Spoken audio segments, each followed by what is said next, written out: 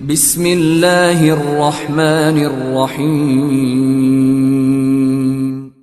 In the name of Allah, the Beneficent, the Merciful. سیدنا ابو ہریرہ رضی اللہ تعالیٰ عنہ سے روایت ہے کہ ہم رسول اللہ صلی اللہ علیہ وسلم کے ساتھ ایک دعوت میں تھے تو اللہ کے نبی کے سامنے بکری کی اگلی ٹانگ پکی ہوئی رکھی گئی. اللہ کے نبی صلی اللہ علیہ وسلم وہ نوش فرما رہے تھے اور پیغمبر کریم کو یہ بہت پسندیدہ بھی چیز تھی. پھر فرمایا کہ قیامت کے دن میں سب انسانوں کا سردار ہوں گا. آپ کو پتہ ہے کیسے کیوں؟ ہم نے عرض کیا کہ اللہ کے رسول نے ہمیں پتہ نہیں ہے. پھر بڑے تفصیل کے ساتھ اللہ کے نبی صلی اللہ علیہ وسلم نے حدیث مبارکہ بتلائی خود ہی. فرمایا قیامت کا دن ہوگا، نفسا نفسی ہوگی، سارے لوگ پریشانی میں ہوں گے، سورج قریب آ چکا ہوگا، ہر بندہ ایسی پریشانی میں ہوگا کہ وہ پریشانی برداشت بھی نہیں کر سکتا ہوگا.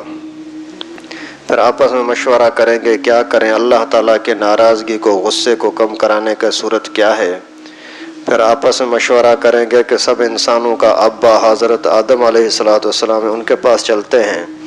ان کے پاس جا کر کے لوگ عرض کریں گے کہ اللہ کے نبی، اللہ کے پیارے بندے، تجھے اللہ تعالیٰ نے اپنے خاص قدرت سے بنایا، آپ سفارش کریں اللہ تعالیٰ کا جلال اور غصہ کم ہو اور کچھ رحم کرے. تو حضرت آدم علیہ السلام فرمائیں گے کہ میں نہیں کر سکتا، کیونکہ اللہ تعالیٰ نے مجھے منع کیا تھا کہ اس درخت کو نہ کھانا، میں نے وہاں سے کھا لیا تھا، مجھے خطرہ ہے میری پکڑ نہ ہو جائے. نفسی نفسی، اللہ مجھے بچائے، اللہ میری جان کی پناہ.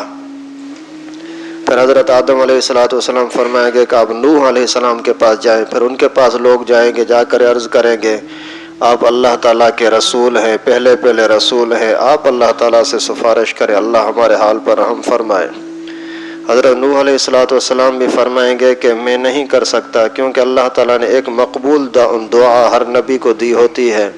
مجھے جو دعا دی تھی میں نے وہ پھر اپنی قوم کی تباہی کے لیے کی تھی اور قوم تباہ ہو گئی تھی. مجھے خطرہ ہے کہ اللہ تعالیٰ میری اس پر پکڑ نہ کرے، مجھے اپنی جان کا خطرہ ہے.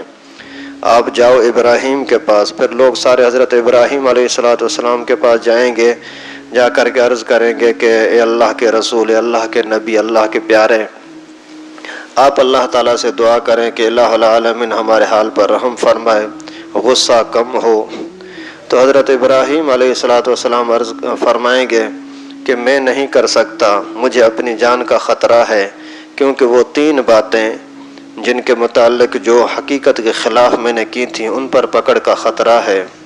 وہ 3 باتیں مشہور یہ ہیں کہ حضرت ابراہیم علیہ السلام کو لوگوں نے بولا کہ آپ بھی چلو ہمارے شرک والے جلسے کے اندر، مشرکانہ جلسہ. تو حضرت ابراہیم نے فرمایا انی سقیم، میں بیمار ہوں، میں چل نہیں سکتا.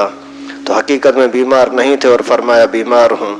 تو اس کا مقصد یہ تھا کہ بیمار یعنی آپ کے ان مشرکانہ جلسوں میں جانے سے بیمار ہوں، ان کا جانے کا لائق نہیں ہوں، ورنہ حقیقی بیماری نہیں تھی.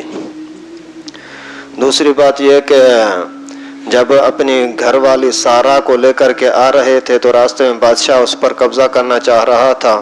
تو جب پوچھا تیری کیا لگتی ہے تو اس نے بولا کہ میری بہن ہے. وہ بادشاہ ایسا ظالم تھا کہ بیوی کو، اگر کسی کی بیوی ہوتی تو اس کو پکڑ لیتا تھا، بہن کا نام آتا تو اس کو نہیں پکڑتا تھا. تو حضرت ابراہیم نے فرمایا اگر میں بیوی کہتا ہوں تو یہ ظالم اس کی عزت پر حملہ کرے گا، اس لیے فرمایا میری بہن ہے. حالانکہ حقیقت میں یہ کوئی جھوٹ نہیں تھا، کیونکہ سارے مسلمان آپس میں بہن بھائی ہوتے ہیں نا. اور تیسری بات یہ کہ جب حضرت ابراہیم علیہ السلام نے ان بتوں کو توڑ دیا، پھر وہ ناراض ہوئے کہ کس نے اس کو توڑا ہے. تو حضرت ابراہیم علیہ السلام نے عجیب انداز سے فرمایا کہ بل فعلہ کبیرہم ھذا، یعنی اس کی 2 معنی نکلتے ہیں. ایک یہ کہ بڑے نے کیا ہے، ان سے پوچھو کہ کیوں کیا ہے. اس کی دوسری معنی یہ ہے کہ کرنے والے نے کر لیا، اس بڑے سے پوچھو نا کس نے کیا ہے. کرنے والے نے کر لیا، پوچھو اس سے کس نے کیا ہے.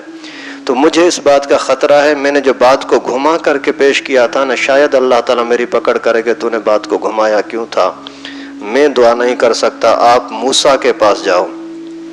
پھر لوگ حضرت موسیٰ علیہ السلام کے پاس جائیں گے، جا کر کے عرض کریں گے کہ اللہ کے نبی، اللہ کے رسول، اللہ کے کلیم اللہ، آپ ہمارے لیے سفارش کریں. حضرت موسیٰ علیہ السلام فرمائیں گے کہ نہیں، مجھے اپنی جان کا خطرہ ہے، کیونکہ میں نے ایک بندے کو مکہ مارا تھا، وہ مر گیا تھا، شاید اللہ تعالیٰ میری اس بات پر پکڑ کرے۔ آپ تو جائیں حضرت عیسیٰ کے پاس، پھر لوگ حضرت عیسیٰ علیہ السلام کے پاس جائیں گے، جا کر کے اس سے عرض کریں گے، اے اللہ کے نبی، اے اللہ کے رسول، تجھے اللہ تعالیٰ نے اپنی خاص قدرت سے پیدا کیا، بغیر باپ کے اللہ تعالیٰ نے تجھے پیدا کیا، تو ہمارے لیے سفارش کر۔ حضرت عیسیٰ علیہ السلام اپنی کوئی بھی کوتاہی یا کمی قصور بتائیں گے نہیں، لیکن فرمائیں گے کہ مجھے اپنی جان کا خطرہ ہے، آپ حضرت محمد کریم صلی اللہ علیہ وسلم کے پاس جائیں۔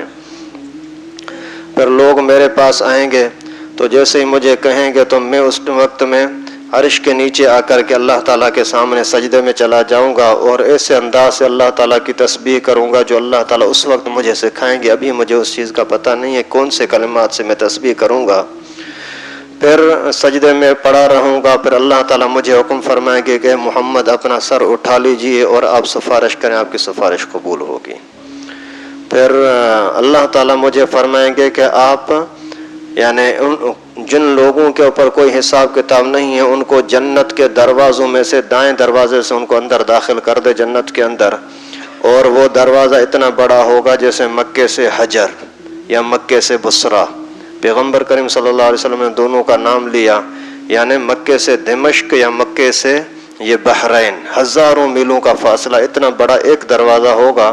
تو اللہ کے نبی صلی اللہ علیہ وسلم نے فرمایا کہ اللہ تعالیٰ مجھے فرمائے کہ کس دروازے سے اپنے امت کو جنت کے اندر بھیج دے۔ تو یہ سارا کام اللہ کے نبی صلی اللہ علیہ وسلم کے صدقے سے ہوگا جس کے ہم امتی ہیں، الحمدللہ ثم الحمدللہ۔ ہم اگر امتی ہونے کے ناطے اپنی شان کو سمجھیں تو بہت بڑی شان ہے، لیکن ہم لاپرواہی کر کے اور امتی ہونے کا ناطہ اور امتی ہونے کے وفا کرتے نہیں۔ اللہ معاف فرمائے، اللہ تعالی ہمارے حال پر ہم فرمائے۔ اسی وجہ سے پیغمبر کریم صلی اللہ علیہ وسلم نے فرمایا میں قیامت کے دن سب انسان کا سردار ہوں گا۔ اللہ تعالی ہم سب کو پیغمبر کریم صلی اللہ علیہ وسلم کی سنتوں پر چلنے کی توفیق نصیب فرمائے۔ لائک کریں ہماری ویڈیو کو، سبسکرائب کریں اور ساتھ میں بیل آئیکن کو دبانا نہ بھولیں۔